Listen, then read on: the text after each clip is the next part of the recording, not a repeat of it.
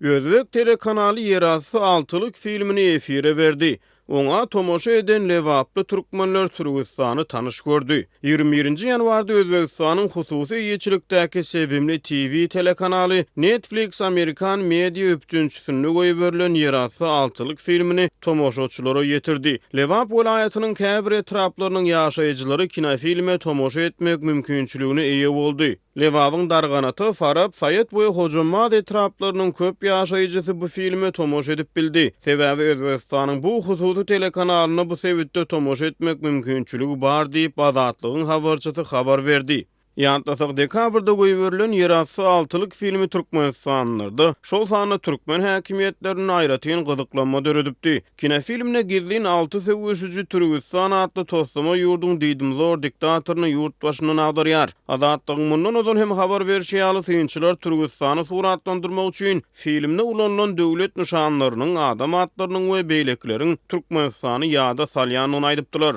Özbek telekanalyna efire berilen bu film oňa tomoşa etmäge mümkinçiligi bolan lewaplylarda gyzyklanma döretdi. Film özbek diline goýup berildi.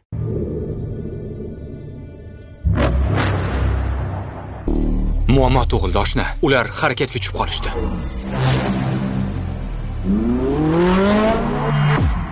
O'n 15 daqiqa vaqtimiz bor. Salom bolakaylar.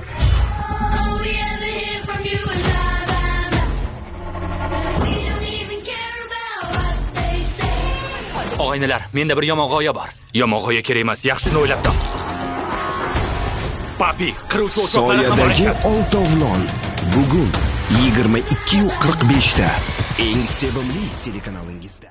Kinofilmi görenden soň Azatlyk radiosynyň habarçysy bilen gurrundaş bolan lewaply ýaşaýjylar onuň özlerini galdyran täsiri barada gurrun berdiler. Olar toslama ýurdun Türkmenistany meňzeýändigini aýtdylar. Kinofilmde 3 polkownik öldürilýär. Olaryň biriniň familiýasy Niýazow diýip bir ýaşaýjy gurrun berdi. Niýazow türkmen familiýasydyr. Özbegistanyň telekanallary mundan ozalam Türkmenistanyň raýatlaryny gyzyklandyrýan, ýöne türkmen häkimiýetlerini gazaplandyryp biljek meseleler barada gepleşikleri efire beripdi. Bu kanalyň Yerasy altylyk filmini efire bermäge hukugynyň bardygy ýa-da ýokdugy Azatlyk radiosyna ma'lum näl. Ýöne Azatlyk radiosy Özbek Sevimli telekanalynyň kimlere degişdigini anyklamagy başardy. Azatlygyň öwrünen maglumatlaryna görä özüni hususy kanal diýip tanışdyrýan Sevimli TV Özbegistanyň Uzbek Kino Döwlet agentliginiň ýol başçysy Firdaus Abdulhalikowyň gödäwçiligindedir.